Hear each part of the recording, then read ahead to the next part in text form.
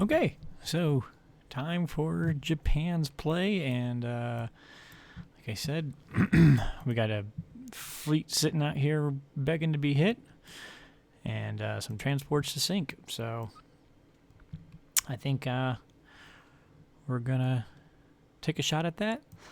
I was thinking of using a fighter to help clean these guys and land them in Caucasus to help the stack, but really the Germans by themselves are okay against the 13 attackers there of Russia, right? Versus 13 here, but Defender's got the advantage. And if he throws all of that in, and then I'm just following it up right behind with another load of guys coming. So I'm probably going to move one Japan unit in there just to be safe, but I don't need to use a fighter. I think I just want to send everything at 64 just to be on the safe side. Let's not let the dice gods decide this game at this point. Let's win it on our own merit. So as you can see, I'm going to build 3 fighters just to replace fighters because I plan on ditching fighters. I really kind of want to lose 5 fighters. Otherwise, I got to find a way to, well, at least 3 of the fighters, I guess. Because otherwise, they're going to have to land somewhere weird. But anyways, my goal is to hopefully have a battleship and a loaded carrier live here. That'll give me 4 units, 5 hit points. He has 4 units, 4 hit points that can hit back at me. If we get it down to a battleship carrier and 1 fighter, that's just as well.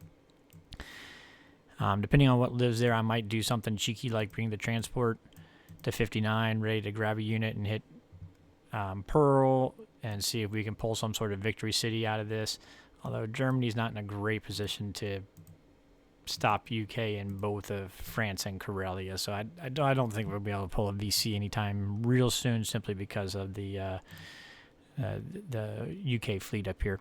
Now, the good thing that the Germans going down here and marching through Africa, and Japan coming up and taking Italy, this is helping keep Germans' income up, even when we didn't get, France we didn't get back to one time, and we lost West Russia, and we had low income, but this helps supplement our income so that we didn't get hit too hard, but it's also been taking away from UK. If you notice, they've got 4 transports sitting in here, and I think last turn they were only able to transport 6 units. This turn they've got, they transported 6 units. They lost 2 on the take back. And he's only got 6 units sitting over here. I guess the AA. I'm surprised he hasn't brought the AA over in non-combat yet, just to make this a little more challenging. Since I've shown, I'm just going to launch a whole bunch of air at them. But he's not able to build 8 attacking units because he doesn't have the income with the UK to do that, to fill all 4 transports. So that's another positive side of it. And now that Germany's here, Japan's going to be able to start working its way into Africa. So just as U.S. finishes cleaning up the Germans, Japan's going to have walking into that direction. So they're going to have to start getting a shuck, which means they'll have less going on this side, and Japan's already, like I said, hopefully we're going to wipe this fleet. So I think we got like a 90-some% chance of wiping the fleet, so I feel pretty good about it. I'm building fighters because this carrier can come in here and land in one of these if I decide to bring the transport to drop guys over here. The transport and the carrier is just going to really kind of depend on what all happens in this battle in the end. But I don't have to use my air over here as well. All that's saying, I can send 3 infantry and an artillery down, and I think I'll blitz my tank through and have the tank be the extra backup into Caucasus. And I think I'm just going to let my infantry kind of just chill here. I'm going to hold the line. So there we go. So we are building 5 infantry, 3 for India, 2 more for here, so that my unit can grab these 2 guys and bring them back to the mainland, and then we can drop 2 more for him for next turn. And the other thing too, I only needed 3 naval air force units because he only built 3 naval air force units, and I'm just matching him stride for stride there. I was thinking about not even taking the carriers and being able to pull them back, but I think I'm going to use one of them as trash, and the other one I'm going to save. I mean, I'll save both of them, depending on how the battle goes. I'll save both of them. If we have looking like 4 fighters going to live, I may save them both. So there we go. We got 28 units coming down at him. I think he's got 24 if I remember right. 12, 17, 18, 19, yeah, 24. He's got 24. I've got 28. He does have the one extra battleship there, so that gives him 25 hit points. Excuse me, gives him 26 hit points, gives me 29 hit points because I got one battleship. Looking back over here, my attack power is 74, his defense power is 58. So we've got pretty good advantage there.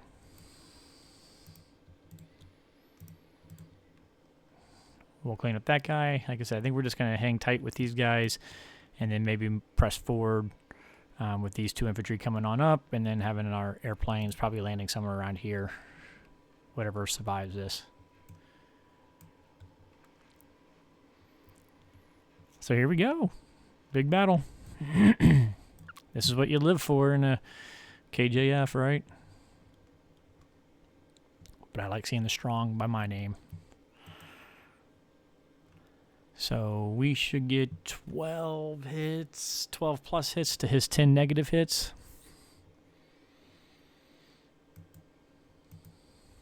On the first round. Looking at that attack power, defense power.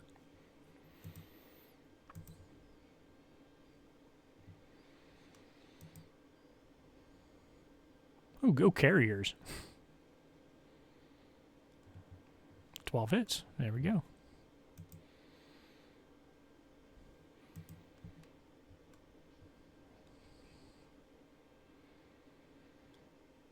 No, but he got 11 hits. Yikes. Let's see how this affects things. Sorry, I did a calculator check and forgot to restart the video when I started clicking, but we're going to take one of the carriers. We're going to keep one of the carriers alive and see where it goes a little bit longer here. I killed the destroyers first because he has no subs left.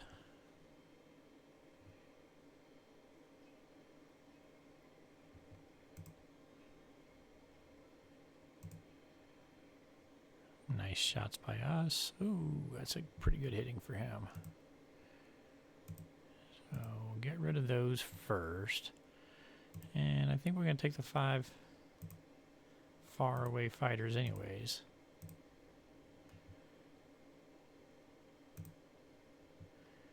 That leaves me 4 fighters, 4 bombers. Oh, he took the fighters before carriers. There we go. That should finish it.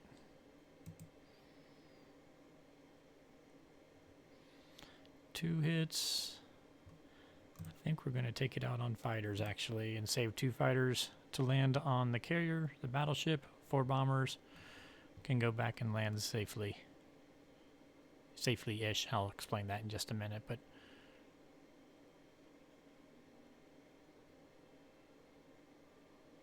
yeah.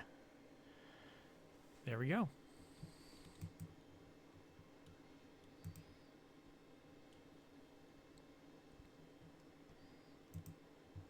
I honestly, I think that should be game. We'll see what he decides, but I don't know what US could do now.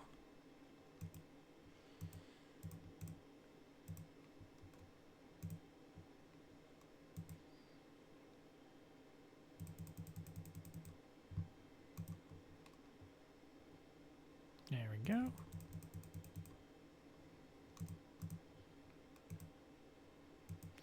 I really think he must not have realized that all those planes could make the trek up there. Because I don't think he would have given me that battle, that good of chances intentionally. So we do got the fact that he's got a bomber here. 1, 2, 3, 4, 5, 6. That can reach them. So we are going to go ahead and use this guy to, whoops, to misclick all over the place is what we're going to do. Sorry, we're going to move him on in here, grab these guys, throw in AA and infantry on top of him. But we're going to need to protect him, so we'll put a couple of our newly built fighters on there instead of coming out and threatening Pearl. Blitz him on through, bring these guys up.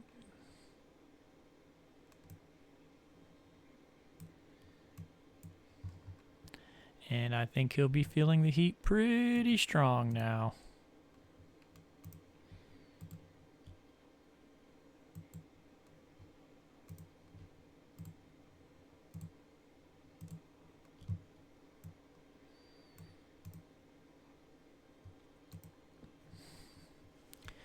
So yeah, so now we've got a battleship and 2 loaded carriers floating around versus his 2 destroyers. And, you know, income-wise, Japan's outproducing U.S., so I can match him whatever he wants to build on that front. And, of course, we just took a big chunk out of the advantage there, and we're cooking 94 IPC. So I think this game's all about wraps, but we'll see what our opponent decides.